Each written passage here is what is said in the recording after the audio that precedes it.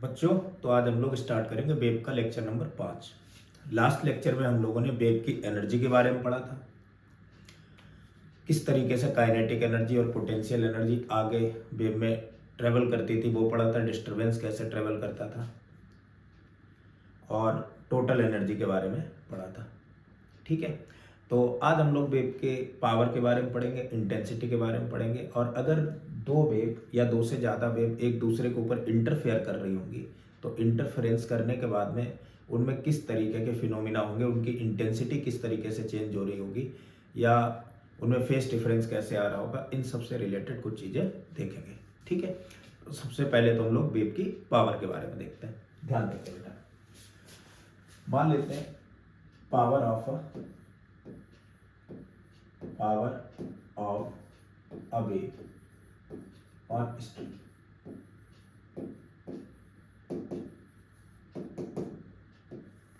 देखो बेटा,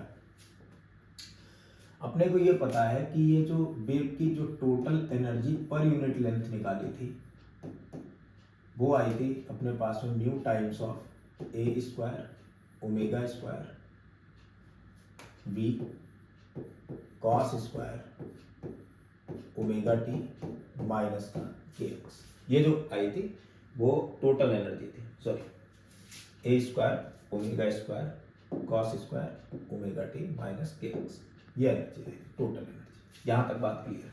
ठीक है, वेर म्यू जो था वो जो म्यू की वैल्यू आई थी बेटा, वो म्यू तो थी अपने पास में एनर्जी, वो मास पर यूनिट लेंथ, ए यहाँ पर एम्पलीट्यूड था, ओमेगा जो था वो एंगुलर फ्रीक्वेंसी थी, और बाकी सारी चीज़ें पता है कि वेव नंबर टी टाइम है। ठीक है, अगर मैं पावर की बात करूं तो मेरे बच्चे कहेंगे कि सर पावर तो जो होती है वो तो rate of flow of energy है, यानी D E over d T. कोई भाई अगर स्ट्रिंग है तो इस स्ट्रिंग में ये इसका क्रॉस सेक्शन एरिया ए है, तो इससे किस तरीके से ये एनर्जी कैसे फ्लो करती चली जा रही है, इसका जो रेट है that is called the power.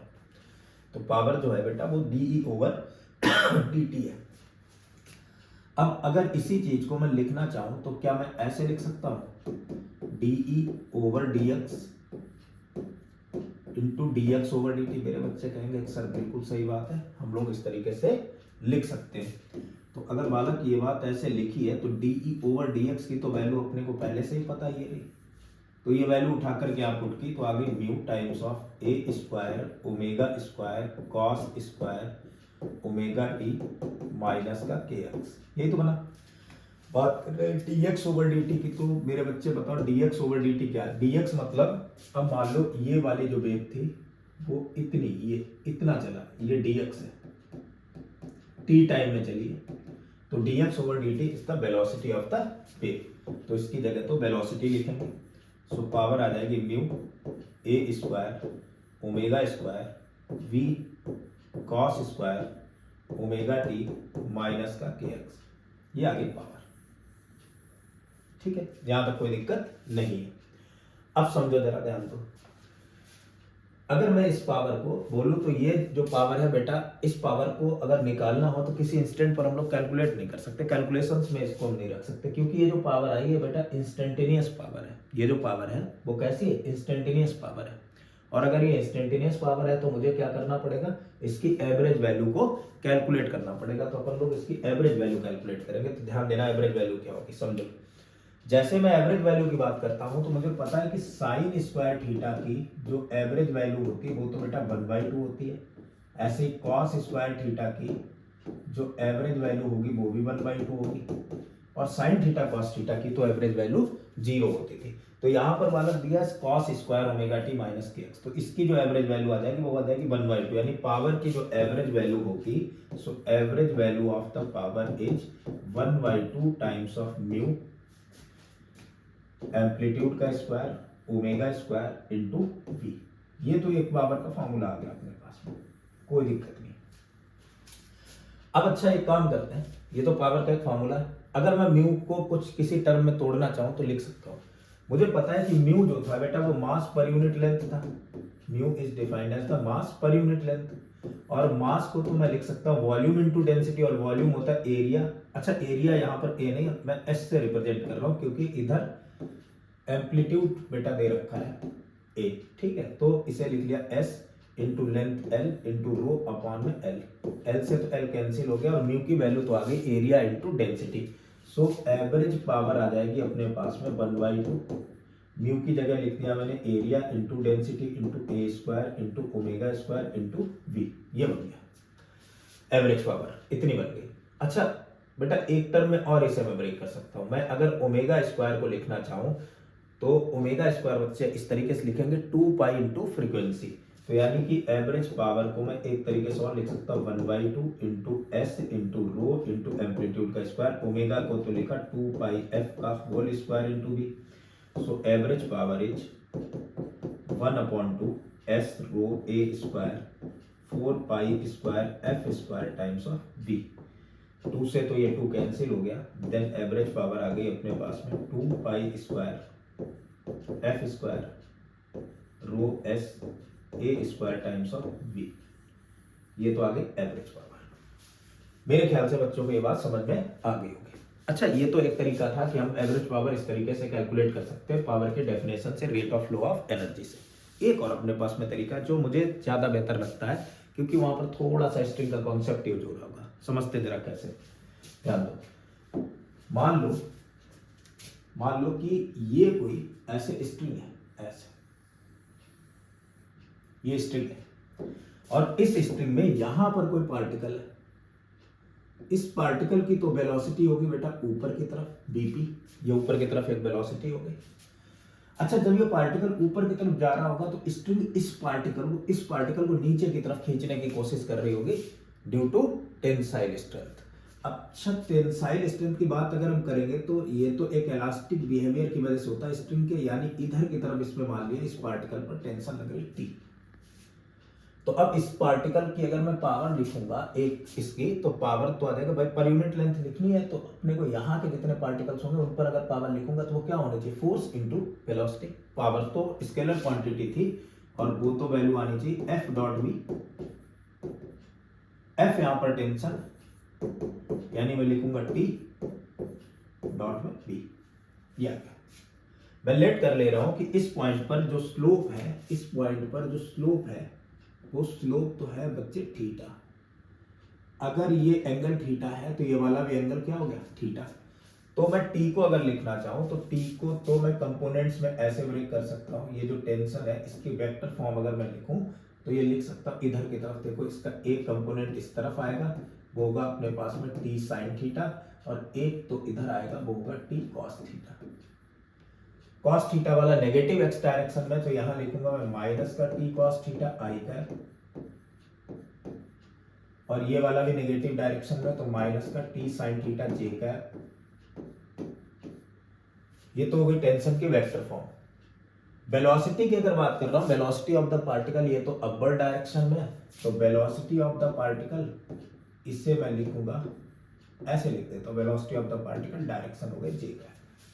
यहां पर अगर मैं इसका यूज करूं तो पावर आ गई अपने पास में टी की जगह माइनस का टी कॉस थीटा आई कैप माइनस का T sine theta J cap dot velocity of the particle is D velocity of the particle J cap. देखो डॉट प्रोडक्ट है तो आई और जे का तो डॉट प्रोडक्ट 0 होगा, जे डॉट जे क्या हो जाएगा बेटा 1 हो जाएगा। तो यहां पर आ गई value P equal to minus का T sine theta into velocity of the particle, ये बन गया। बच्चे कह रहे होंगे सर ये नेगेटिव में पावर आ रही है, नहीं बेटा नेगेटिव में नहीं आएगी, भी कुछ टर्म कैंसिल हो जाए, ध्यान देना। मैं कह रहा हूँ ये एंगल बहुत छोटा है क्योंकि बहुत छोटे मास की बात कर रहे हैं, तो यहाँ पर एंगल होगा बहुत स्मॉल एंगल होगा, वैसे भी वेव इतनी बड़ी नहीं बनती है, तो स्मॉल एंगल अप्रोक्सीमेशन अगर लगाएंगे तो फॉर स्मॉल एंगल्स क्या होता था बालक, साइन थीटा को तो अपन लोग लिख सकते थे थीटा और इस थीटा को लिख सकते थे टेन थीटा, और टेन थीटा तो होता था यहाँ का स्लोप यानी d y over d x. तो मैं इस चीज को लिख सकता हूं बालक P इक्वल टू माइनस का टी, इसको तो लिखूंगा d y over d x, और वेलोसिटी ऑफ द पार्टिकल तो बच्चे अच्छे से पता है कि पार्टिकल वाई एक्सिस में चल रहा है, और अगर वेव की इक्वेशन जो है वो y equal to a sine के omega t minus k x है, तो वेलोसिटी ऑफ द पार्टिकल अपने को निकालनी तो वो तो d y over d t होनी चाहिए। Velocity of the particle is dy over dt, और dy ओवर dt की तो वैल्यू आएगी बेटा a sin ओमेगा t, यहाँ पर लिखा हुआ, तो a sin ओमेगा t जब लिखेंगे तो इसका डिफरेंशिएशन अगर करेंगे तो क्या बनेगा भाई, a omega cos omega t minus का kx। ये तो सिंपल सी बात है। अच्छा एक काम और कर लेता हूँ मैं, dy ओवर dx और यहाँ से कैलकुलेट कर लेता हूँ। तो अगर dy ओवर dx की बात करें तो मेरे बच्चे ये कहेंगे सर ये तो बात पहले ही बता चुके हो, क्या आ जाएगी यहाँ पर माइनस का a के cos ओमेगा t माइनस का kx। तो इधर लिखा है power equal to minus t d y over d x. Velocity of the particle को लिख सकते हैं अपन लोग d y over d t. अब अपने पास में सारी वैल्यू तैयार है, बिल्कुल पक्की पकाई वैल्यू रख देते हैं, ध्यान देना। यहां पर आ जाएगा अपने पास में p equal to minus t. अच्छा देखो t की और वैल्यू लिख लेते हैं। t थी टेंशन, और टेंशन तो होती थी बेटा म्यू इंटू बी स्क्वायर। बच्चे कहेंगे अरे ये कैसे आ गया सर, अरे यार b इक्वल टू क्या था, b इक्वल टू था तो under root of t by mu, तो यहाँ से t की वैल्यू क्या आ गई, म्यू इंटू बी स्क्वायर। तो यहाँ लिखा मैंने mu into b square tension की जगह, म्यू इंटू बी स्क्वायर। दूसरा क्या है d y over d x, इसकी वैल्यू तो अपन लोग कैलकुलेट कर चुके, क्या थी माइनस का A k cos omega t minus k x, अभी लिख दूंगा मैं। D y over d t, इसकी value A omega cos omega t minus k x, cos omega t minus k x, cos omega t minus k x square हो जाएगा, यानी cos square omega t minus का k x. ये बन गया, minus minus ये चीज हो जाएगी प्लस, तो पावर आ जाएगी अपने पास में mu B square A square के into omega cos square omega t minus का के एक्स। अब एक चीज और ध्यान देना जरा इसमें, अगर मैं पावर लिखूं, म्यू क्या है अपने पास में, म्यू जो है वो मास पर यूनिट लेंथ पे लिखा रहने तो कोई अपने को फर्क नहीं पड़ रहा। बी स्क्वायर को ऐसे ही लिखते, ए स्क्वायर को ऐसे ही लिखते, मैं जरा इस के को चेंज करना चाह रहा हूँ भाई। के को कैसे लिख सकता हूँ, मुझे ये पता था कि v equal to velocity of the wave, v is the velocity of the wave, ठीक है। तो वेलोसिटी ऑफ वेव जो है वो तो होती थी ओमेगा अपॉन में के, तो k की वैल्यू ओमेगा अपॉन में भी होगी, तो इस k की जगह मैंने लिख दिया ओमेगा अपॉन में b into omega into cos square omega t minus का के एक्स। इस v से तो ये भी कैंसिल हो गया, तो ये टर्म बन गया power equal to mu a square v into omega square cos square omega t minus k x, यानी पहले वाला ही टर्म बन गया। बाकी जैसे भी इसे अगर इंटरचेंज करना है तो वो जो पहले इंटरचेंज किया उससे इंटरचेंज कर सकते हैं। तो मेरे ख्याल से बेटे ये बात समझ में आ गई होगी, मुझे ये तरीका थोड़ा सा ज्यादा बेहतर लगता है। तो ये तो पावर की बात है। अगला टर्म है intensity of the wave. Wave की इंटेंसिटी अपन लोग कैसे कैलकुलेट करेंगे वो देखते हैं, ठीक है। तो नेक्स्ट है intensity of the wave. Next is intensity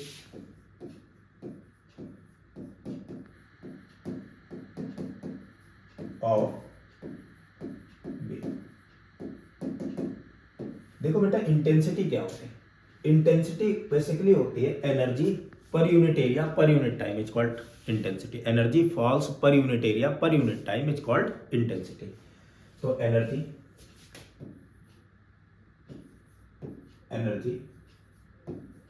false per unit area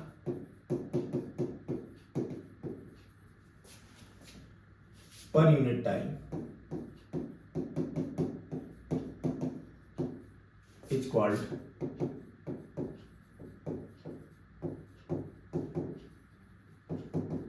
intensity. जैसे सपोज करते हैं, मान लो ये एनर्जी ऐसे है, ये एनर्जी ऐसे ट्रेवल कर रही है, यहां पर कोई एरिया है, एरिया एस मैंने लेट कर लिया, ये एरिया है S, area of cross section S. इससे कितनी एनर्जी पास हो गई, एनर्जी पासिंग थ्रू पर unit area, per unit time में कितनी एनर्जी पास हो गई, that is called the intensity. अब एनर्जी पर यूनिट टाइम जो होती है वो तो बेटा पावर होती है। मैं अगर इंटेंसिटी को डिफाइन करूं तो वो तो मैं बोलूंगा energy per unit area per unit time. Energy per unit time, energy per unit time जो होती है बेटा, sorry, energy per unit time जो होती है, एनर्जी पर यूनिट टाइम जो होती है वो तो पावर होती है। तो इसकी जगह तो मैं पावर पी लिख सकता हूं, तो इंटेंसिटी को तो मैं लिख सकता हूं power energy per unit time upon में एरिया ए, सॉरी यहां पर एरिया ए नहीं, एरिया कितना हो गया एस, यानी पावर अपॉन में एस। अच्छा अगर मैं पावर की बात करूं तो मैं इंटेंसिटी इंस्टेंटेनियस की बात नहीं करूंगा, मैं एवरेज की बात करूंगा। तो यहां पर पावर भी एवरेज अपन लोग लेकर के चलेंगे। तो एवरेज पावर की अगर मैं बात करूं तो मेरे बच्चे कहेंगे कि सर एवरेज पावर तो पहले कैलकुलेट कर चुके थे और वो शायद मेरे ख्याल से आई थी 2 pi F square A square rho into v. मेरे ख्याल से एवरेज पावर की वैल्यू ये आई थी। देखते हैं पीछे मैंने लिखी हुई है। एवरेज पावर तो बच्चे आई थी अपने पास में 2 pi F square rho into S into A square into B. Okay, rho into S B, rho into S into A square into B. 2 pi F square A square rho into B into S area cross section upon में S. S से तो S cancel हो गया, तो intensity जो आ गई बेटा वो अपने पास में आ चुकी 2 pi F square A square rho into B. मतलब यहां से मैं ये कह सकता हूं कि जो इंटेंसिटी होगी वो एम्पलीट्यूड के, अगर मैं ये कहूं कि सेम मीडियम है, कोई अगर वेव ट्रेवल कर रही मीडियम सेम है, तो अगर मीडियम सेम होगा तो बेटा स्पीड सेम होगी वेव की, मीडियम सेम होगा तो डेंसिटी भी सेम होगी। फ्रीक्वेंसी तो सोर्स की प्रॉपर्टी मीडियम पर डिपेंड नहीं करती है, तो इंटेंसिटी जो है वो directly proportional to the amplitude के स्क्वायर के हो जाएगी। फिर से बोल रहा हूं मैं, देख ध्यान दो, अगर मीडियम सेम है, एक ही मीडियम है, तो सेम मीडियम होगा तो बेटा वेव की स्पीड सेम होगी। एक ही मीडियम के लिए वेव क्या होती है, सेम स्पीड होती है। अगर मीडियम वही है तो ये तो मीडियम की डेंसिटी, मीडियम की डेंसिटी तो वो रहनी चाहिए, सेम मीडियम है तो डेंसिटी भी सेम। फ्रीक्वेंसी जो होती है बेटा वो तो सोर्स की प्रॉपर्टी होती है, तो इंटेंसिटी जो है वो directly proportional to the amplitude के स्क्वायर के हो जाएगी। ठीक है, कोई दिक्कत नहीं। अब ध्यान देते हैं, अब एक काम करते हैं, इनसे रिलेटेड कुछ अगर बातें और सीखनी है तो पहले तो ये जो वेव्स है इनकी इंटरफेरेंस मुझे सीखनी पड़ेगी, इनकी सुपरपोजिशन सीखनी पड़ेगी। ठीक है, तो सबसे पहले तो हम लोग इनकी सुपरपोजिशन यानी इनका इंटरफेरेंस देखते हैं कि इंटरफेरेंस ऑफ वेव का मतलब क्या होता है। ध्यान देना चाहिए। इंटरफेरेंस ऑफ वेव की अगर बेटा बात करेंगे तो इंटरफेरेंस ऑफ वेव का मतलब है वेव्स का मिलना। Interference of wave, interference of wave का मतलब है वेव्स का मिलना। वेव अगर मिलेंगी तो उसी को इंटरफेरेंस कहेंगे। तो जब दो या दो से ज्यादा वेव्स एक दूसरे से मिलती हैं किसी भी एंगल पर आकर के मिले, ठीक है, that is called the interference. Interference का मतलब है इंटरफेयर करना, वेव्स का मिलना। जब वेव्स एक दूसरे से मिलती हैं, वेव्स का मिलना, that is called the interference. Interference का ये मतलब है, जैसे मैंने लेट कर लिया, ध्यान देना बेटा, मैंने कहा कि यार ये कोई पार्टिकल है यहाँ पर, पहले अच्छा वेव मिलेंगे अगर, तो वेव मिलेंगे जाकर के, तो हो सकता है वेव अपोजिट डायरेक्शन में मिले, हो सकता है बिल्कुल सेम उस पर आकर के मिले, यानी दोनों के पीक मिल रहा हो सकता है दोनों के पीक ना मिल रहे हो, एक का पीक मिल रहा हो, एक का क्रेस्ट मिल रहा हो सकता है किसी एंगल पर दोनों आकर के मिले। तो इसका मतलब जब ये मिलती हैं, वेव आकर के मिलती हैं, तो अगर मैं एक चीज ये मान के चलूं, मान लो एक वेव ये आ गई ऐसे, यहां पर कोई पार्टिकल है बेटा, यहां पर कोई पार्टिकल है ऐसा, ये रहा पार्टिकल। इस वेव का जो एम्पलीट्यूड है वो मैंने लेट कर लिया 3 सेंटीमीटर, और एक इधर से वेव आ रही दूसरी, ये ऐसे। इस वेव का जो एम्पलीट्यूड है मैंने लेट कर लिया बेटा 4 सेंटीमीटर। अब ये वेव देखो दोनों एक दूसरे से अपोजिट आकर के मिल रही है, तो अब अगर अपोजिट आकर के मिलेगी, मान लो ये वाली वेव इससे टकराती तो ये इस पार्टिकल को 3 सेंटीमीटर नीचे लेकर के जाती, और ये वाली वेव टकराती तो इसे 4 सेंटीमीटर ऊपर लेकर के जाती, तो कुल मिला के रिजल्टेंट एम्पलीट्यूड इस पार्टिकल का कितना होता। तो मेरे बच्चे कहते हैं कि सर इस पार्टिकल का तो एम्पलीट्यूड जो रिजल्टेंट आता वो तो 1 सेंटीमीटर आता। यानी अब ये जो इन दोनों वेव्स के मिलने की वजह से जो रिजल्टेंट बनी होती उसका जो एम्पलीट्यूड होता वो तो 1 सेंटीमीटर का होता, यानी रिजल्टेंट वेव कुछ इस टाइप की होती जिसका एम्पलीट्यूड तो 1 सेंटीमीटर होता।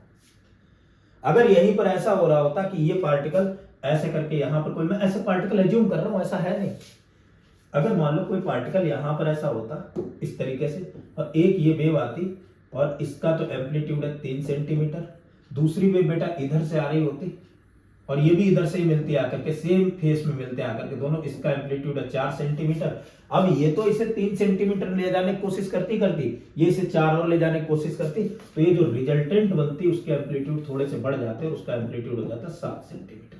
मतलब मैं पार्टिकल की हेल्प से इस चीज को बता रहा हूं कि इस तरीके से इंटरफेरेंस को हम लोग या सुपरपोजिशन को डिफाइन कर सकते हैं। मतलब कुल मिला के पता है यहाँ पर क्या हो रहा है, सुपरपोजिशन का मतलब वेव तो मिल ही रही है, ये जो पार्टिकल है उसका एम्पलीट्यूड रिजल्टेंट कितना आ रहा है, यानी पार्टिकल के एसएचएम की बात हो रही है इधर। मतलब ये एसएचएम हम लोग पहले से ही इस तरीके की चीजें सीख चुके थे कुछ, कि जब सुपरपोजिशन दो एसएचएम का हो रहा था तो क्या था, तो ऐसे ही यहां पर भी हो रहा है, ये जो पार्टिकल है वो एक दूसरे से इस तरीके से इंटरफेयर कर रहा है।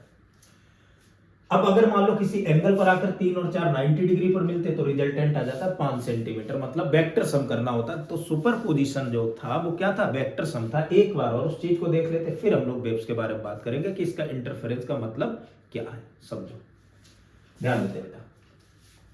मैंने मान लिया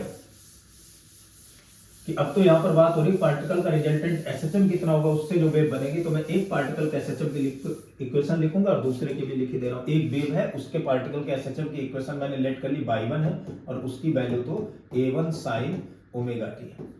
वेर a1 क्या है, बच्चे बोलेंगे कि सर a1 तो एम्पलीट्यूड है उस पार्टिकल का, जहां तक वो जा रहा है उससे जो वेव बन रही है। दूसरे मैंने पार्टिकल की इक्वेशन लिख दी जो एसएचएम कर रहा है, जिसकी वजह से वेव प्रोड्यूस हो रही है एट x इक्वल टू 0, उसका तो एम्पलीट्यूड है a2 sin और डिस्प्लेसमेंट है a2 sin omega t minus phi या प्लस फाई, ये लिख दिया। मतलब इन दोनों के बीच का अगर मैंने कहा कि फेस डिफरेंस क्या है, सो फेस डिफरेंस इन दोनों के बीच का बेटा आ गया फाई, इन दोनों के बीच का फेस डिफरेंस तो फाई है। अब इन दोनों के बीच का अगर फेस डिफरेंस फाई है तो मैं रिजल्टेंट अगर डिस्प्लेसमेंट लिखूंगा तो वो तो मेरे वाला होगा y1 plus y2, y equal to क्या आ जाएगा, y1 प्लस y2 आ जाएगा।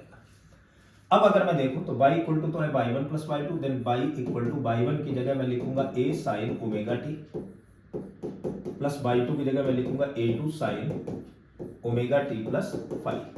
कुल मिला के मैं सुपरपोजिशन की अगर बात करता हूं तो मैं पहले भी एसएचएम में बता चुका हूं कि बेटा सुपरपोजिशन का तो मतलब होता है दो एसएचएम का रिजल्टेंट डिस्प्लेसमेंट जब दोनों का वेक्टर एडिशन किया जाता है, तो वही तो कर रहा हूं मैं डायरेक्शन के साथ में। तो यहां पर आ जाएगा अपने पास में y equal to a1 sin omega t plus a2, इसको अगर ओपन करेंगे तो बन जाएगा sin omega t cos phi plus cos omega T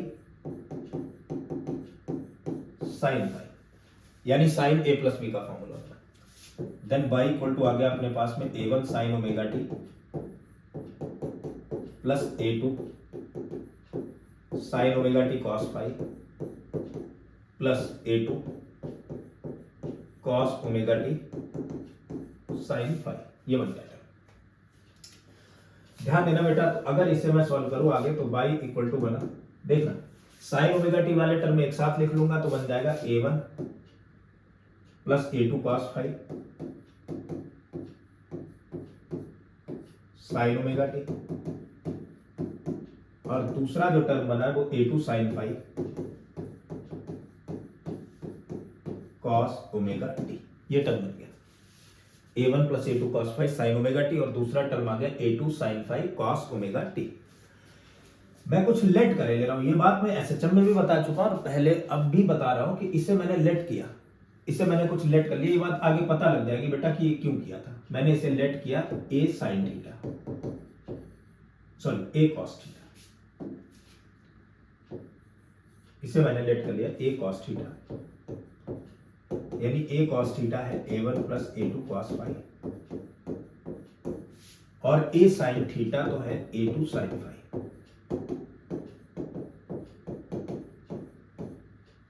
इसे मैंने मान लिया equation 1 and this is equation 2।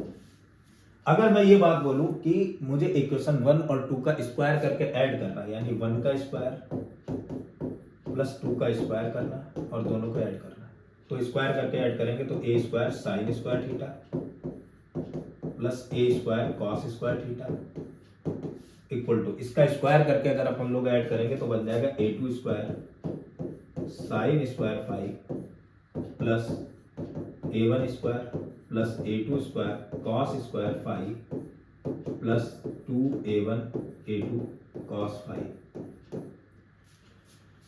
तो यहां से a स्क्वायर अगर अपन लोग ने कॉमन लिया तो बन गया बेटा क्या टर्म, a स्क्वायर कॉमन लिया, अंदर बचा sign square theta plus cos square theta और इसके आगे वाला जो टर्म है वो तो ये रहा। इधर देखो a1 स्क्वायर ऐसे ही लिखेंगे, a2 स्क्वायर यहां से कॉमन लेंगे तो अंदर बचेगा sine square 5 plus cos square 5, यानी कि a1 स्क्वायर ऐसे ही लिखा, a2 स्क्वायर कॉमन लिया, यहां बन गया sine square 5 plus cos square 5, साथ में 2a1 a2 कॉस 5। ये बता, तो ये जो बेटा sign square theta plus cos square theta है, इसकी वैल्यू तो 1 होगी, और यहां बचा अपने पास में a1 square plus a2 square, ये वैल्यू भी 1 हो गई, 2a1 a2 कॉस 5। मतलब a जो आएगा रिजल्टेंट वेव का जो एम्पलीट्यूड आएगा वो तो हो जाएगा बेटा a1 square plus a2 square plus 2a1 a2 times of cos 5। कुछ सब जाना पहचाना फॉर्मूला लग रहा है। हाँ बेटा, ये तो वेक्टर एडिशन में हम लोगों ने देखा था, तो दो अगर वेक्टर दे रखे थे उनका रिजल्टेंट का तो यही फॉर्मूला था। अच्छा, पीछे मैंने एक बात और लिखी है यहाँ पर, ये चीज अगर मैं सेकेंड इक्वेशन से फर्स्ट को डिवाइड कर दूं तो बन जाएगा, इससे इसे डिवाइड करोगे तो a से a तो cancel, sine theta upon cos theta आ गया tan थीटा, और दिस अपॉन दिस यानी a2 sin 5 अपॉन में a1 प्लस a2 cos 5। ये तो बना, कोई दिक्कत नहीं यार। आगे देखते हैं। इसका मतलब ये तो सारी चीजें वेक्टर जैसी बन गई। मतलब कुल मिला के सुपरपोजिशन का तो मतलब ही है, सुपरपोजिशन का मतलब है कि दो ये जो वेव्स चल रहे हैं उनके पार्टिकल्स का, जहां पर ये मिल रही हैं उनके पार्टिकल्स के डिस्प्लेसमेंट का जो या एम्पलीट्यूड का जो वेक्टर सम होता है वो रिजल्टेंट वेव के पार्टिकल का रिजल्टेंट वेव के एम्पलीट्यूड के बराबर होगा, इन दोनों के एम्पलीट्यूड को बगैर चेंज किए हुए बगैर। यही प्रिंसिपल ऑफ सुपरपोजिशन है।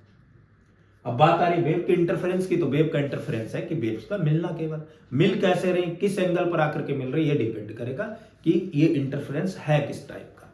तो देखते हैं बेटा इंटरफेरेंस किस किस टाइप के होते हैं और इंटेंसिटी पर इनका क्या क्या इफेक्ट होता है, वो चीजें देख लेते हैं। तो ये तो अपने पास में रिजल्टेंट वेव के एम्पलीट्यूड का फॉर्मूला आ गया। अब ध्यान देना, इससे पहले बेटा मैं ये बता चुका हूं कि अगर मीडियम सेम है, अगर मीडियम सेम है तो मीडियम सेम है तो इंटेंसिटी जो आएगी वो इंटेंसिटी तो directly proportional to the amplitude के स्क्वायर के थी। ये तो बात क्लियर है। यानी मैं लिख सकता हूं इंटेंसिटी इक्वल टू, यहां से प्रोपोर्शनलिटी का साइन हटाए कांस्टेंट आ गया, और कांस्टेंट तो पता है क्या था, 2 पाई स्क्वायर एफ स्क्वायर, है ना, क्लियर हो रहा, s into rho into b, ये सारी चीजें क्या थी अपने पास में, एस तो हटा दो इंटेंसिटी में, रो इंटू बी, ये सारी चीजें कांस्टेंट थी के बराबर। तो आई इक्वल टू आ गया अपने पास में ए स्क्वायर, आई अपॉन के आ गया ए स्क्वायर, तो क्या अपन लोग ए स्क्वायर की जगह आई वाई के लिख सकते हैं? बच्चे बोले बिल्कुल, और ए की जगह तो under root of I y के भी लिख सकते हैं।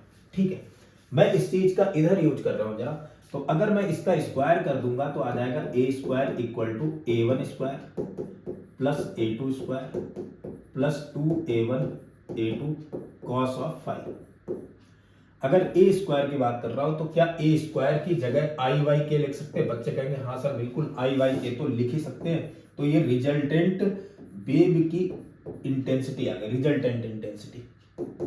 a1 स्क्वायर की जगह बच्चे कहेंगे सर i1 अपॉन में के लिख दो, a2 स्क्वायर की जगह i2 अपॉन में, भाई k1 नहीं लिखना यार, के तो वही कांस्टेंट है क्योंकि वही मीडियम लेकर के चल रहे, स्पीड वही होगी, फ्रीक्वेंसी वही होगी, सारी चीजें वही होगी, तो कांस्टेंट भी यही रहेगा। तो i1 अपॉन के प्लस i2 अपॉन के प्लस 2, a1 की जगह सिर्फ a1 की जगह under root of i1 upon के 1 के और under root of i2 upon में रूट के cos 5। अब ध्यान देना वाला, के से ये सारे कैंसिल, तो i की वैल्यू तो आ गई अपने पास में i1 plus i2 plus 2 under root of i1 i2 cos 5। तो ये जो अपने पास में फॉर्मूला तैयार हुआ है बेटा, वो रिजल्टेंट वेव की इंटेंसिटी के लिए अपन लोगों ने फॉर्मूला तैयार कर लिया। तो अब क्या क्या निकल आया, एम्पलीट्यूड और इंटेंसिटी। अब ध्यान देते हैं इंटरफेरेंस के बारे में थोड़ा सा, चलो समझते हैं। अगर मैं इंटरफेरेंस की बात करूं तो इंटरफेरेंस ऑफ वेव्स में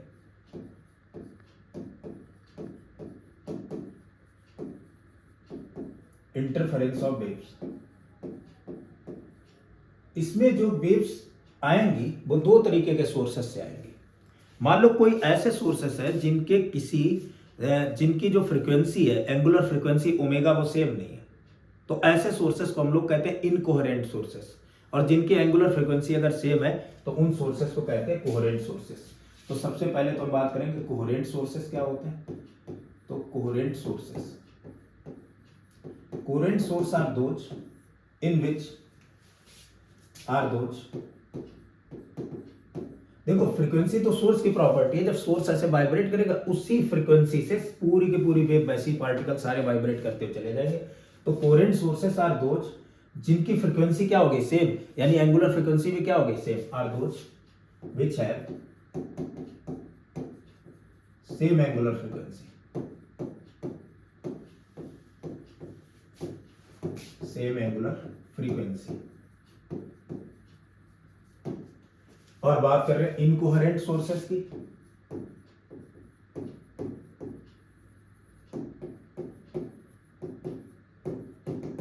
तो बालक, इनकोहेरेंट सोर्स वो होंगे जिनकी एंगुलर फ्रीक्वेंसी सेम नहीं होगी। तो for incoherent sources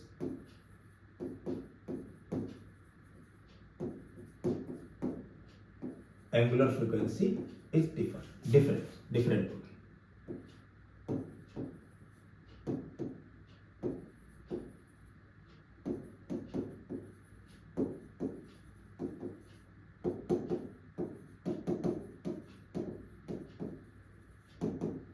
incoherent sources में एंगुलर फ्रीक्वेंसी तो डिफरेंट होगी। यहां तक बात क्लियर है, कोई दिक्कत नहीं है। आगे देखते हैं, जरा ध्यान दो। तो सबसे पहले हम लोग इंटरफेरेंस देखेंगे बेटा कोहेरेंट सोर्सेस की वजह से। तो देखते हैं क्या होगा कोहेरेंट सोर्सेस में। अगर मैं बात करूं कोहेरेंट सोर्सेस की, तो उनकी एंगुलर फ्रीक्वेंसी तो सेम होगी। और अगर एंगुलर फ्रीक्वेंसी सेम है तो आई तो होता था 2 pi F square A square rho into v. तो एंगुलर फ्रीक्वेंसी सेम होगी, इसका मतलब फ्रीक्वेंसी सेम होगी, मीडियम सेम ले रहे हैं तो स्पीड भी सेम होगी, रो भी सेम होगा, इंटेंसिटी तो directly proportional to the amplitude के स्क्वायर के हो जाएगी। और ये वाला फॉर्मूला अपने पास में आ जाएगा। ठीक है, अब इंटरफेरेंस देख लेते हैं। तो इंटरफेरेंस बेटा जो होगा कोहेरेंट सोर्सेस में, वो दो टाइप का होगा। एक होगा कंस्ट्रक्टिव इंटरफेरेंस और दूसरा होगा डिस्ट्रक्टिव इंटरफेरेंस।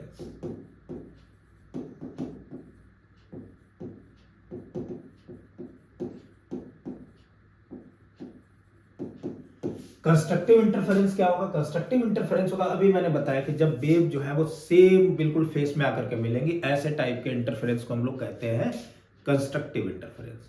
और डिस्ट्रक्टिव इंटरफेरेंस क्या होगा? जब अपोजिट फेस में आकर के मिलती है वेव, तो इस टाइप के इंटरफेरेंस को हम लोग कहते हैं डिस्ट्रक्टिव इंटरफेरेंस। अच्छा, इंटेंसिटी और एम्पलीट्यूड का फॉर्मूला तो अपन लोग निकाल ही चुके। अच्छा, एक काम करते बेटा, एक दो न्यूमेरिकल इसके छोटे छोटे देख लेते, तो मेरे ख्याल से थोड़ी सी प्रैक्टिस हो जाएगी शायद। देखते हैं, ध्यान दो। मान लो इस तरीके से कोई दो वेव है, वो एक दूसरे को इंटरफेयर कर रही है। एक वेव जो है उसकी इंटेंसिटी दे रखी है यहां पर I1, वो है 40 मिलीवॉट। दूसरी वेव जो है उसकी इंटेंसिटी दे रखी है I2, वो है 50 मिलीवॉट पर मीटर स्क्वायर। हमें रिजल्टेंट इंटेंसिटी फाइंड आउट करनी। अगर इन दोनों वेव के बीच का फेस डिफरेंस तो π/4 है। बड़ी सिंपल सी बात है यार। अब देखो, ध्यान दो, फेस डिफरेंस का मतलब ये हो गया कि मान लो एक वेव की इंटेंसिटी इस डायरेक्शन में थी I1 में, तो वेक्टर सम की बात कर रहा हूं ना। दूसरे वेव की इंटेंसिटी इस डायरेक्शन में I2 थी, और ये इनके बीच का फेस डिफरेंस है डेल्टा फाई। तो अगर ये दोनों वेक्टर है तो इनका रिजल्टेंट तो अपन लोग को निकालना आता है, फॉर्मूला भी अपने लोग तैयार कर चुके हैं। तो रिजल्टेंट वेव की जो इंटेंसिटी आई थी वो क्या आई थी? बच्चे कहेंगे सर वो तो आई थी I1 plus I2 2 under root of I1 under root of I2 times of cos phi. कोई दिक्कत नहीं, ये आई थी। तो यहां से अगर अपन लोग इस चीज को निकालने की कोशिश करें तो I की वैल्यू तो आगे I1 तो अपने को पता है कितनी है, 40 मिलीवॉट। तो यहाँ लिख दिया 40 मिलीवॉट। बाद में पावर्स को मैं मैनेज कर लूँ, वो ये जो यूनिट से ही मैनेज कर लूंगा, क्योंकि मिलीवॉट पर मीटर स्क्वायर है तो उसी में लिख देंगे बाद में। तो 40, I2 की वैल्यू तो है 50 plus 2 under root of I1 की वैल्यू है 40 इंटू 50 cos फाई, यानी कि cos इनके बीच का फेस डिफरेंस π/4। तो ये वैल्यू आ जाएगी अपने पास में 40 plus 50 that is the 90 plus 2 times of under root of 2000 इसकी वैल्यू तो हो गई 1/√2। ये टर्म और ये टर्म हो जाएगा कैंसिल, तो ये बचेगा 10√2 यानी कि 90 प्लस 20√10 मिलीवॉट पर मीटर स्क्वायर। ये बन गई। बहुत आसान सा न्यूमेरिकल था। एक और छोटा सा देख लेते हैं, उसके बाद कंस्ट्रक्टिव और डिस्ट्रक्टिव इंटरफेरेंस की बात करेंगे। ध्यान देना। ऐसे ही फिर से एक न्यूमेरिकल दे रखा है कि कोई दो वेव है, एक दूसरे से इंटरफेयर करती किसी पॉइंट पर, जहां पर इनका जो पाथ डिफरेंस है दोनों वेव्स का वो है 125 सेंटीमीटर। पाथ डिफरेंस का मतलब बेटा जो होता है वो ये है कि मान लो एक वेव ऐसे ट्रेवल करती गई, दूसरी वेव ऐसे ट्रेवल करती गई, तो ये जो डिफरेंस आया, ये इतनी चली और ये इतनी चली, तो इनका ये जो डिफरेंस आया that is called the path difference. इसे हम लोग पाथ डिफरेंस कहते हैं कि कितना पाथ ये वाली दूसरी वेव एक्स्ट्रा ट्रेवल कर गई है। तो अगर पाथ डिफरेंस इनका दे रखा है, कितना दे रखा है 125 सेंटीमीटर। वैसे मैं इसके पाथ डिफरेंस का डायरेक्ट फॉर्मूला आप लोग को बता चुका हूं। तो पाथ डिफरेंस दे रखा है इसका 125 सेंटीमीटर। रिजल्टेंट इंटेंसिटी बतानी, तो बच्चे कहेंगे सर रिजल्टेंट इंटेंसिटी का तो फॉर्मूला होता था I1 plus I2 plus 2 √I1 √I2 cos of phi. बच्चे कहेंगे सारी चीजें सर पता है, I1 भी पता, I2 पता, लेकिन ये फाई नहीं पता। फाई का मतलब है फेस डिफरेंस। फेस डिफरेंस नहीं पता है तो फिर एक बच्चा दिमाग लगाएगा सर फेस डिफरेंस निकालना कोई बहुत बड़ी बात तो नहीं है, ये तो हम लोग पहले से ही कैलकुलेट कर चुके थे। और मेरे ख्याल से शायद जो फेस डिफरेंस था वो आया था अपने पास में आई फेस डिफरेंस। फेस डिफरेंस की जो वैल्यू आई डेल फाई इक्वल टू वो थी 2 pi upon lambda into path difference. इस फॉर्मूले को अपन लोग पहले से ही कैलकुलेट कर चुके थे, निकाल लेते हैं। तो फेस डिफरेंस की अगर वैल्यू अपने को कैलकुलेट करनी है तो वो आ जाएगी 2 पाई अपॉन लैम्डा। लैम्डा तो वेवलेंथ है और वो दे रखी 50 सेंटीमीटर इनटू पाथ डिफरेंस तो है 125 सेंटीमीटर। सेंटीमीटर से तो सेंटीमीटर मर गया और बचा यहाँ पर 5 से अगर कैंसिल करेंगे तो 25 टाइम्स जाएगा और ये बचा 10। इधर 5 से कैंसिल करा तो ये 2 बार गया और ये कैंसिल, तो बचा अपने पास में 5 पाई। मेरे ख्याल से यही आएगा, ठीक है। तो डेल फाई की वैल्यू तो आ गई 5 पाई। अब समझो जरा, अगर मैं बात कर रहा हूं कॉस की, तो कॉस में 180 की वैल्यू तो होती -1, फिर एक बार 3, फिर 4, फिर 1 5। 5 पाई की वैल्यू भी तो -1 ही होनी चाहिए, तो इसकी वैल्यू हो गई -1। तो I इक्वल टू आ गया I1 की जगह 2, I2 की जगह 4 प्लस 2 √I1 की जगह 2 इंटू 4 एंड कॉस फाई की जगह तो आ गया -1। तो 2 4 6 हो गया -2 और ये वैल्यू 2 इंटू 2 4√2 वॉट पर मीटर स्क्वायर। ये तो मेरे ख्याल से इतनी बातें समझ में आ गई होगी। अब हम लोग बात कर लेते हैं कि इंटरफेरेंस जो दो टाइप के होते हैं वो कौन कौन से होते हैं, कैसे होते हैं। तो दो टाइप के जो इंटरफेरेंस होते हैं, एक होगा कंस्ट्रक्टिव इंटरफेरेंस और दूसरा होगा डिस्ट्रक्टिव इंटरफेरेंस। कंस्ट्रक्टिव इंटरफेरेंस वो इंटरफेरेंस होगा जहां पर रिजल्टेंट इंटेंसिटी या वेव का रिजल्टेंट जो एम्पलीट्यूड होगा वो मैक्सिमम होगा, उसे कंस्ट्रक्टिव इंटरफेरेंस कहेंगे। और डिस्ट्रक्टिव इंटरफेरेंस उसे कहेंगे जहां पर इनकी इंटेंसिटी और रिजल्टेंट मैग्नीट्यूड क्या हो, मिनिमम हो, उसे डिस्ट्रक्टिव इंटरफेरेंस डिस्ट्रॉय होता है, ठीक है। तो आगे देखते हैं। तो बात करते हैं अपन लोग कंस्ट्रक्टिव और डिस्ट्रक्टिव इंटरफेरेंस की। ध्यान देते हैं,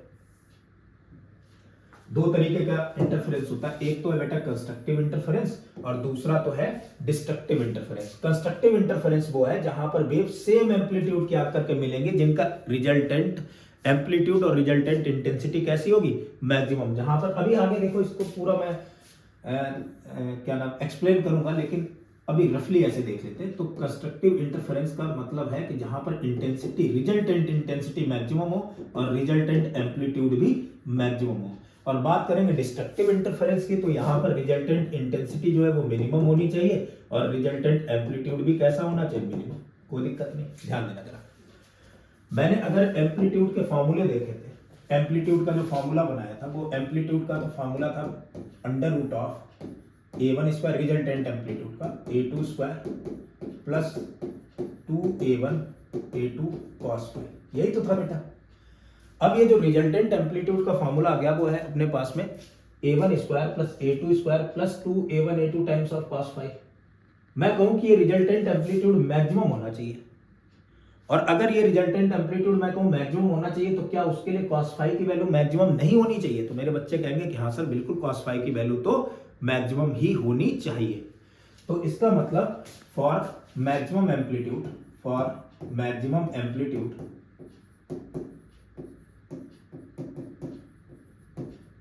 एम्पलीट्यूड की अगर वैल्यू मुझे मैक्सिमम चाहिए देन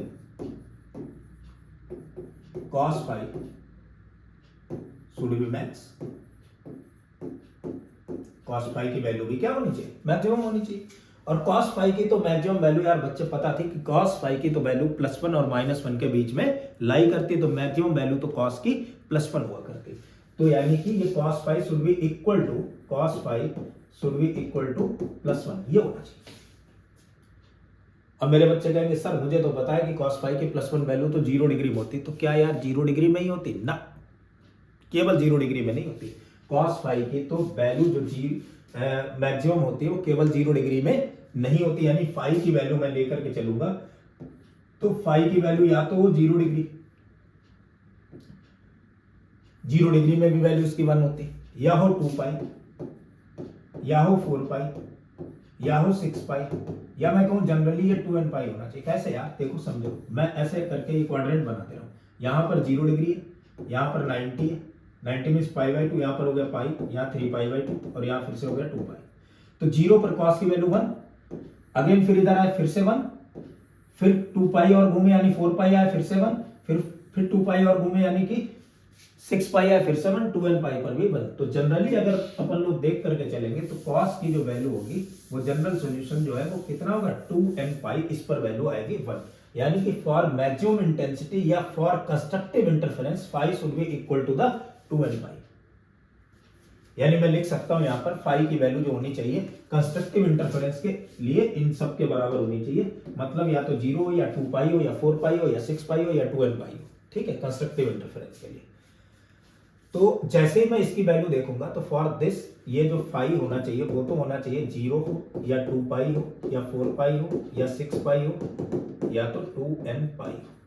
बेटा ये तो फेस डिफरेंस की बात आ गई कि इतना फेस डिफरेंस होना चाहिए। कोई बच्चा मुझसे पूछते कि सर ये बताओ कि कंस्ट्रक्टिव इंटरफेरेंस हो, अभी तो मैंने कंस्ट्रक्टिव इंटरफेरेंस की बात नहीं, मैं ये कह रहा हूं कि मैक्सिमम एम्पलीट्यूड हो, तो मैक्सिमम एम्पलीट्यूड के लिए ये तो फेस डिफरेंस इतना होना चाहिए, पाथ डिफरेंस सर कितना होगा, तो यार पाथ डिफरेंस तो अपने को फॉर्मूला पता है कि फेस डिफरेंस इक्वल टू होता था 2 pi upon lambda into path difference. निकाल लेते हैं यार पाथ डिफरेंस भी। तो अगर यहां पर पाथ डिफरेंस की बात करेंगे तो पाथ डिफरेंस तो आ जाएगा अपने पास में भाई, फाई की वैल्यू अगर उठा करके रखें तो फाई तो यार अपने पास में कितना है, अगर मैं कहूं फाई तो फाई अपने पास में कितना है, फाई की वैल्यू या तो 0 या 2 पाई या 4 पाई या 6 पाई, मैं तो जनरल सॉल्यूशन लेकर के चल रहा हूं, मैं कह रहा हूं वो तो है 2n पाई। तो पाथ डिफरेंस तो आ जाएगा लैम्डा अपॉन में 2 पाई इनटू फेस डिफरेंस, और फेस डिफरेंस को मैं लिखे दे रहा हूं यहां पर बच्चे 2n पाई। अब 2 से तो ये 2 कैंसिल, पाई से ये पाई कैंसिल, तो पाथ डिफरेंस होगा n लैम्डा। मतलब अगर मुझे मैक्सिमम एम्पलीट्यूड चाहिए दो वेव के रिजल्टेंट का, दो वेव मिल रहे हैं एक दूसरे से इंटरफेयर कर रही, तो उनका पाथ डिफरेंस तो n लैम्डा होना चाहिए, वेयर n क्या है, जैसे मैं कहूं यहां पर ये वैल्यू क्या है, जब मैंने 2n पाई रखा तो n की वैल्यू तो यहां पर 0 से स्टार्ट होगी, 0 से 1 2 3 ये होनी चाहिए। यानी जैसे n की वैल्यू 0 रखोगे तो वैल्यू 0, 1 रखोगे यहां पर n की जगह 1 रखो तो 2 इंटू 1 इंटू पाई यानी 2 पाई, 2 रखोगे तो 4 पाई, 3 रखोगे तो 6 पाई, ऐसे चलती चली जाएगी। ऐसे ही यहाँ पर पाथ डिफरेंस क्या हो जाना चाहिए, जब अपने पास में एम्पलीट्यूड मैक्सिमम मिले तो उसके लिए तो पाथ डिफरेंस मेरे बच्चे बोलेंगे कि सर पाथ डिफरेंस तो n लैम्डा, n की जगह एक बार 0 यानी 0 हो जाए, एक बार 1 रखोगे लैम्डा हो जाए, या 2 लैम्डा हो जाए, या 3 लैम्डा हो जाए, या n लैम्डा हो जाए। n की जगह 0 1 2 3 4 ऐसे रखनी, यहां तक बात क्लियर हो गई। तो ये तो बात थी रिजल्टेंट एम्पलीट्यूड के मैक्सिमम होने की। अब बात करते हैं रिजल्टेंट इंटेंसिटी कब मैक्सिमम होगी। समझो रिजल्टेंट एम्पलीट्यूड अगर मैक्सिमम है तो बेटा रिजल्टेंट इंटेंसिटी भी तो मैक्सिमम ही होगी, उसके लिए भी ये वैल्यू कितनी होनी चाहिए, फाई की वैल्यू जो है 0 2 पाई 4 पाई 6 पाई एंड 2n पाई होनी चाहिए, और पाथ डिफरेंस इतना होना चाहिए। ये बात क्लियर है। अब मैं इनकी वैल्यू निकाल लेता हूं, तो रिजल्टेंट मैक्सिमम एम्पलीट्यूड कितना होगा और मैक्सिमम इंटेंसिटी कितनी होगी। सो ए मैक्स अगर मैं निकालूं तो उसकी तो वैल्यू आएगी under root of a1 square plus a2 square plus 2a1 a2 cos phi.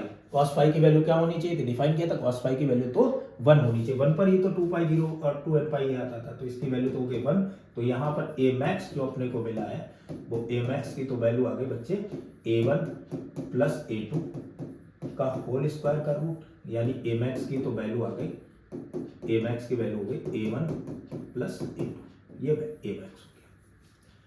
ऐसे ही अगर बात करेंगे रिजल्टेंट इंटेंसिटी कब मैक्सिमम होगी, तो रिजल्टेंट इंटेंसिटी का तो फॉर्मूला होता था I1 plus I2 plus 2 under root of I1 under root of I2 cos phi की वैल्यू तो 1 है।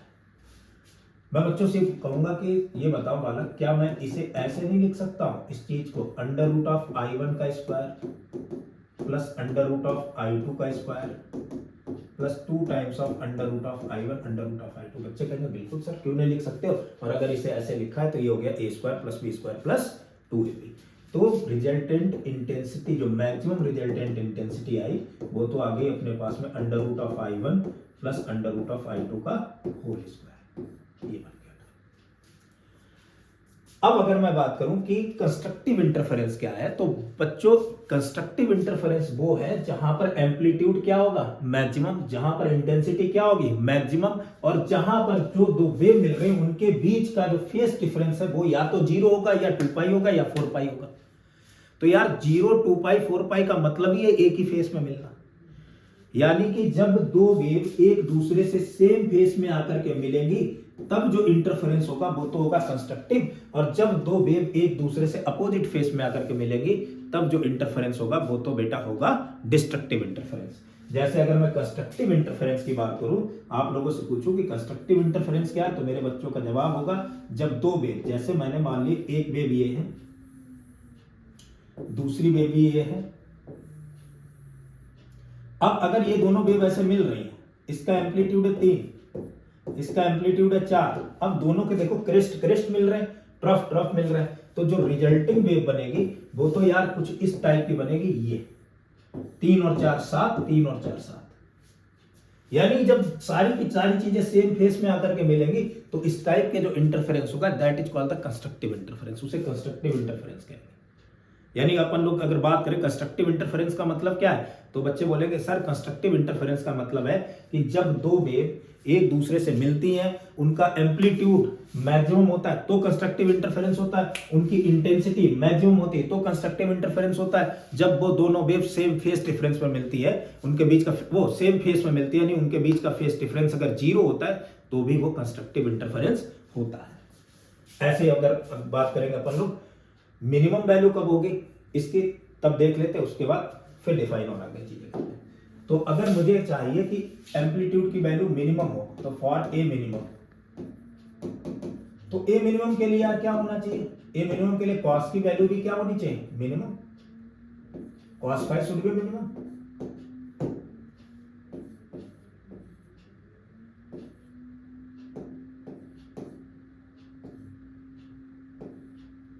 cos phi should be minimum, और अगर cos मिनिमम है, cos phi should be minimum. अच्छा cos की मिनिमम वैल्यू क्या होती है यार, मैंने फिर बता रहा हूं cos की वैल्यू +1 से लेकर के -1 तक लाई करती है, यानी कि फाई की वैल्यू तो होनी चाहिए, cos फाई की मिनिमम वैल्यू तो होती है मेरे बच्चे -1।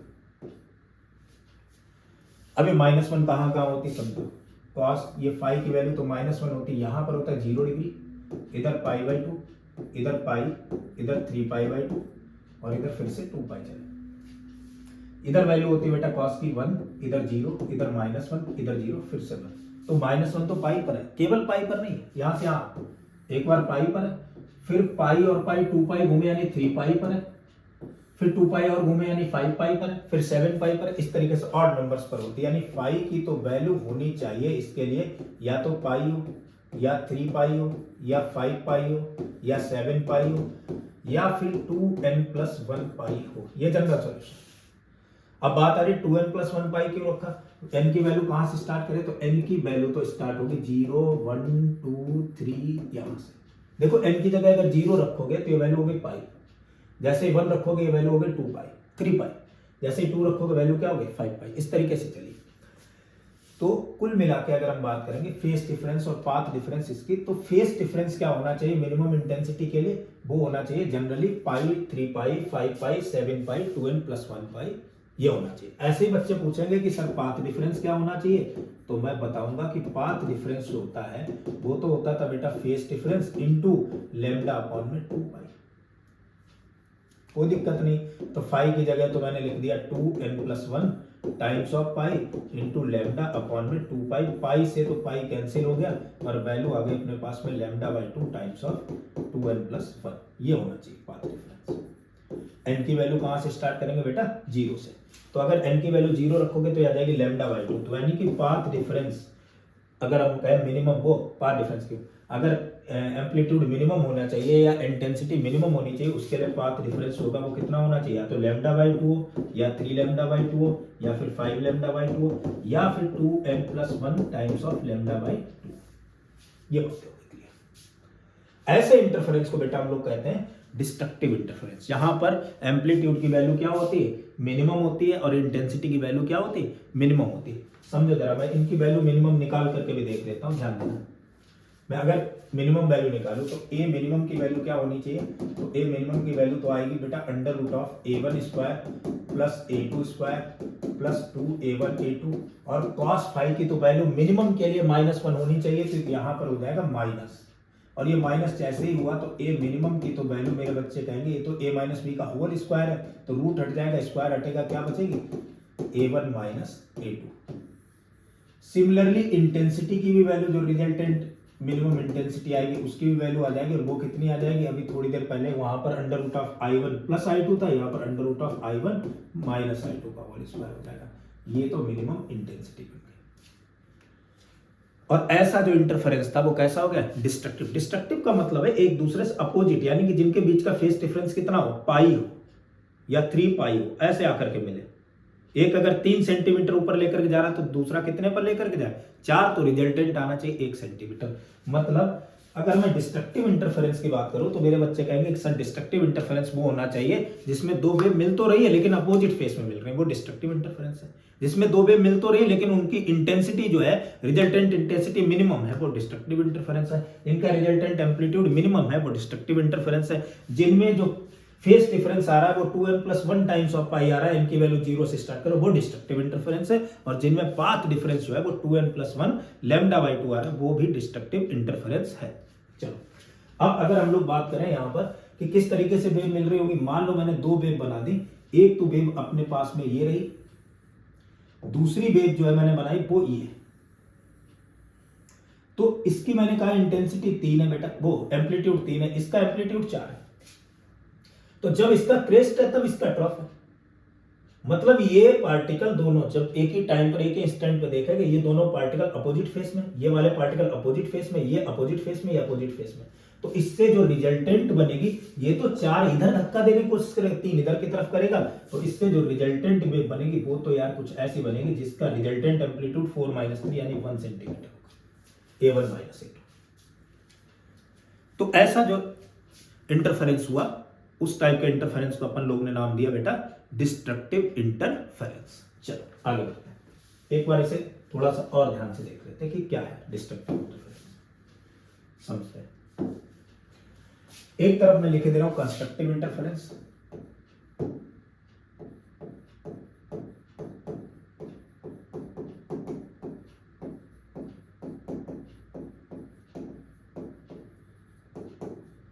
दूसरी तरफ वाला है डिस्ट्रक्टिव इंटरफेरेंस।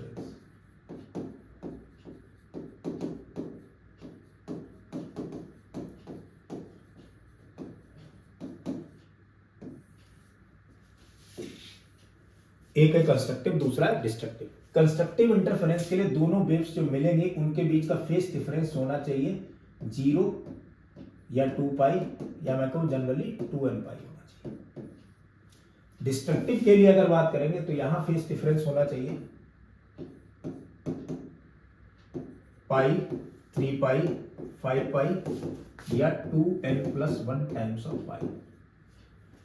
n की वैल्यू जहां हम लोग देखेंगे वो या तो 0 होगी या 1 होगी या 2 होगी या 3 होगी या 4 होगी, इस तरीके से। ऐसे ही इधर भी n की वैल्यू 0, 1, 2, 3। अगर पाथ डिफरेंस की बात की जाएगी तो पाथ डिफरेंस यहां पर होना चाहिए कंस्ट्रक्टिव के लिए lambda, 2 lambda, 3 lambda, n lambda. Where n यहाँ से स्टार्ट होगा। ऐसे ही इधर भी पाथ डिफरेंस अगर देखेंगे तो पाथ डिफरेंस तो होना चाहिए या तो λ/2 या 3λ/2 या 5λ/2 या फिर 2n+1 टाइम्स ऑफ λ/2, ये पाथ डिफरेंस। अगर यहीं पर अपन लोग बात करेंगे कि इसमें एम्पलीट्यूड की वैल्यू जो होगी वो मैक्सिमम होगी और उसकी वैल्यू तो आएगी a1 + a2। वहीं अगर बात करेंगे डिस्ट्रक्टिव इंटरफेरेंस की तो उसके लिए एम्पलीट्यूड की वैल्यू तो मिनिमम होगी और उसकी वैल्यू आ जाएगी a1 - a2। ऐसे इंटेंसिटी की अगर बात करेंगे तो यहाँ इंटेंसिटी मैक्सिमम होगी और उसकी वैल्यू तो आएगी √I1 + √I2 का होल स्क्वायर। और इधर अगर डिस्ट्रक्टिव इंटरफेरेंस की बात करेंगे तो उसके लिए तो इंटेंसिटी आएगी मिनिमम और उसकी तो वैल्यू आएगी √I1 - √I2 का होल स्क्वायर। ये सारी चीजें बनेंगी। तो इतनी बात अपने को क्लियर होगी, ठीक है। अब कुछ क्वेश्चंस करेंगे, ध्यान देना।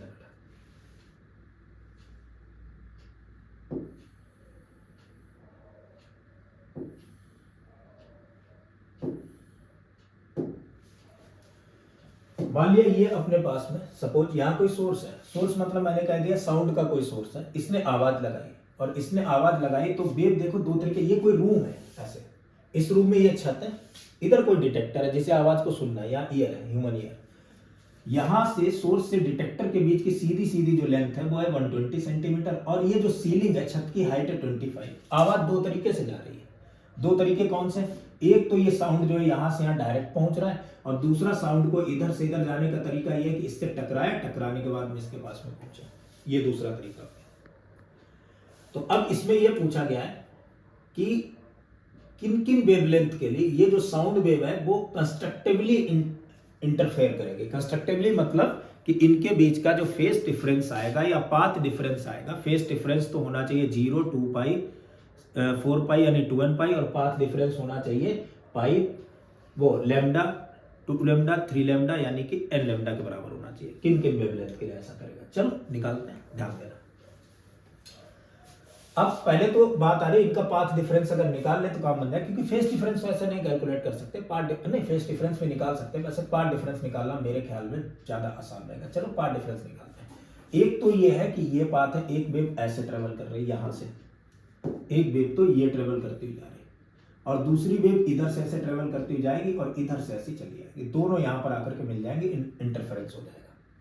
तो पहले इस वेव का अगर पाथ देखें तो इस वेव का पाथ हो गया, मैंने कहा ये पॉइंट है S और ये पॉइंट है P, तो इसका तो पाथ हो गया SP और इसकी वैल्यू तो आ गई 120 मीटर, एक बन गया।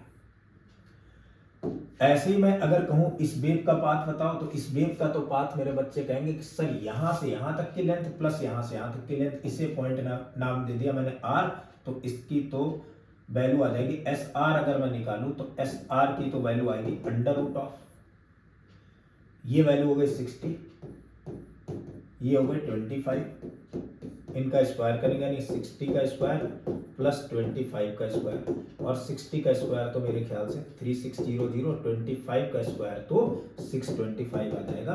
तो ये बन गई अपने पास में वैल्यू 4225 और 4225 की अगर बात की जाए तो ये रूट होता बेटा 65 का।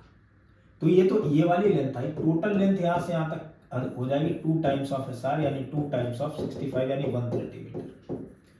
तो अब इसके और इसके बीच का पाथ डिफरेंस कितना आया, तो मेरे बच्चे कहेंगे सर इनके तो बीच का जो पाथ डिफरेंस आया वो ΔX है और ΔX की तो वैल्यू आ गई 130 माइनस इसने तो ट्रेवल किया 120 यानी 10 मीटर। अब अगर ये कंस्ट्रक्टिवली इंटरफेयर कर रही है तो इसका मतलब ये हो गया कि इनका जो पाथ डिफरेंस होना चाहिए वो तो nλ होना चाहिए। तो पाथ डिफरेंस तो 10 है, इक्वल टू आ गया nλ, सो वेवलेंथ हो गई 10/n। अब इंटरफेरेंस के लिए ये n की वैल्यू अपन लोग 0 से स्टार्ट किया करते थे, यानी किन वेवलेंथ के लिए करेंगे तो मैं एक बार तो n की जगह 0 लिखूंगा, फिर n की वैल्यू क्या लिखूंगा, फिर n की वैल्यू क्या लिखूंगा, n की वैल्यू 1, फिर n की वैल्यू 2, फिर n की वैल्यू 3, इस तरीके से वैल्यू कैलकुलेट करते हुए चले जाएंगे, कोई दिक्कत नहीं, ठीक है, ध्यान देते हैं। यहां तक बातें क्लियर है, आगे बढ़ते हैं। अच्छा, 0 पर रखने पर ये वैल्यू इनफाइनाइट आएगी, इनफाइनाइट अपन लोग लेते नहीं, मान लिया करते हैं वहां पर इंटरफेरेंस कंस्ट्रक्टिवली हो रहा था, लेकिन एक्चुअल में होता नहीं है। अगर मैं आपसे ये कहूं कि मैंने आपको 10 रुपए दिए और मुझे 10 रुपये वापस करो, तो आप कहोगे नहीं, टाइम टेंडिंग टू इनफाइनाइट के बाद में वापस करूंगा। इसका मतलब क्या हुआ, आप मुझे वापस ही नहीं करोगे, तो वो स्टेप वहां पर होता नहीं है। ठीक है, चलो आगे बढ़ते हैं। नेक्स्ट,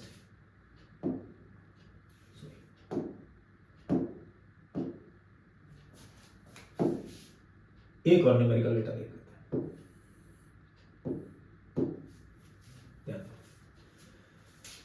इस तरीके से कोई दो वेव है, एसएचएम हो रहा दो पार्टिकल का। एक का अगर देखा जाए तो एम्पलीट्यूड A1 है और उसकी वैल्यू है 0.03, दूसरे का A2 है और उसकी वैल्यू है 0.02। साइन पाई 2 यानी ओमेगा सेम है, मतलब इनके बीच में जो इंटरफेरेंस हो रहा है वो कोहेरेंट सोर्सेस की वजह से हो रहा है, क्योंकि ओमेगा सेम है, ओमेगा की वैल्यू तो पाई है। ठीक है, अब इनका कैलकुलेट रिजल्टेंट एम्पलीट्यूड। हमें रिजल्टेंट एम्पलीट्यूड कैलकुलेट करना at point b, at point q and at point r. चलो अच्छा, रिजल्टेंट एम्पलीट्यूड निकालने का जो तरीका था वो तो यार मेरे बच्चे ये कहेंगे सर ये तो ये था A1 square plus A2 square plus 2A1 A2 cos phi. अगर मुझे फाई पता है तभी तो ये काम बन पाएगा, तो फाई यार निकालना कोई बहुत बड़ी बात तो है नहीं, फाई निकाल लेते हैं। पहले जब ये यहां पर होगा तब फाई निकालो, फाई तो फेस डिफरेंस है, तो फेस डिफरेंस तो तभी निकाल पाएंगे जब अपन को पाथ डिफरेंस पता होगा। तो यहां से पाथ डिफरेंस कितना होगा, यहां से देखो ये वेव चली इतनी S1p और ये वेव जो चली है वो कितनी चली S2p, तो इन दोनों के बीच का पाथ डिफरेंस कितना आया, तो मेरे बच्चे कहेंगे सर इनके बीच का जो पाथ डिफरेंस आया होगा वो तो होगा S2p माइनस का S1p। देखो ना, ये चली यहां से यहां तक S2p, ये चली S1p, तो पाथ डिफरेंस कितना आया, दिस माइनस दिस, इतने तो आया। और वो तो S1 S2 के बराबर है, और S1 S2 की तो वैल्यू है 2 मीटर। तो अगर फेस डिफरेंस निकालना है तो फेस डिफरेंस तो होता था 2 पाई अपॉन में lambda into path difference. Sorry यहां पर लैम्डा नहीं दे रखा है, लैम्डा पता होना चाहिए यहां पर कि वेवलेंथ कितनी है। ठीक है, वेवलेंथ कहीं ना कहीं गिवन होगी। ठीक है, वेवलेंथ ऑफ द वेव लिख दे रहा हूं मैं, लेट 30 सेंटीमीटर, या भाई ये बोल दो, हाँ 30 सेंटीमीटर।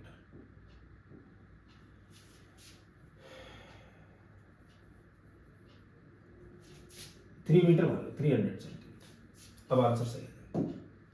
ठीक है, थोड़ा सा सही आंसर आएगा, तो यहां से आ जाएगा 2 पाई अपॉन लेमडा की जगह 300 सेंटीमीटर मतलब 3 मीटर इंटू पार्ट डिफरेंस आ गया 2, तो ये हो गया 4 पाई बाई 3, ये value.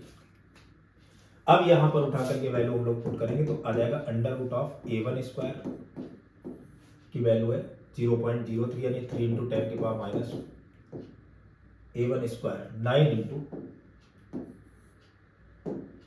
Into 10 to the power minus 4 plus A2 square 4 into 10 to the power minus 4 plus 2 into A1 into A2 2 into 2 into 3 into 10 to the power minus 4 cos phi यानी cos 4 pi by 3।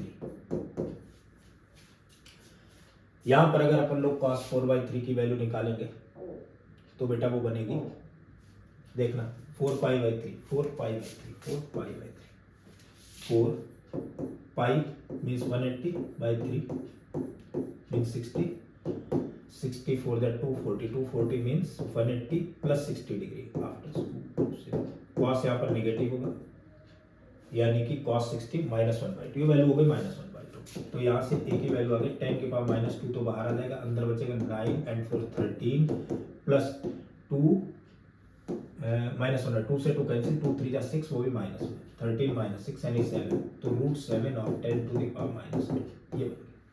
ऐसे ही अगर point Q पर निकालना ध्यान तो जब बेटा point Q पर पहुंचेगा तो जितना ये वेव ट्रेवल करेगी उतना ये वेव ट्रेवल करेगी, पाथ डिफरेंस तो आ जाएगा यहाँ पर 0 और पाथ डिफरेंस अगर 0 आ गया, पाथ डिफरेंस अगर 0 आ गया तो फेस डिफरेंस भी आ जाएगा 0 और फेस डिफरेंस अगर 0 आ गया तो यहां पर तो वैल्यू लिखेंगे 0 तो ये हो जाएगा a1 प्लस a2 का होल स्क्वायर यानी a1 प्लस a2, तो डायरेक्ट आंसर आ जाएगा अपने पास में रिजल्टेंट 0.05 0.03 और 0.02 को ऐड कर दिया।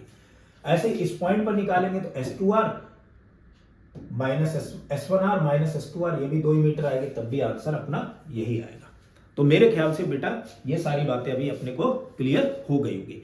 जो अपना नेक्स्ट लेक्चर होगा उसमें भी कोहेरेंट सोर्सेस की वजह से जो इंटरफेरेंस हो रहा है उससे रिलेटेड और थोड़े से अच्छे न्यूमेरिकल करेंगे। उसके बाद इनकोहेरेंट सोर्सेस से रिलेटेड क्या क्या चीजें हो सकती है वो अपन लोग कैलकुलेट करेंगे। फिर अपन लोग इंटेंसिटी को थोड़ा सा और डिफाइन करेंगे, इंटेंसिटी के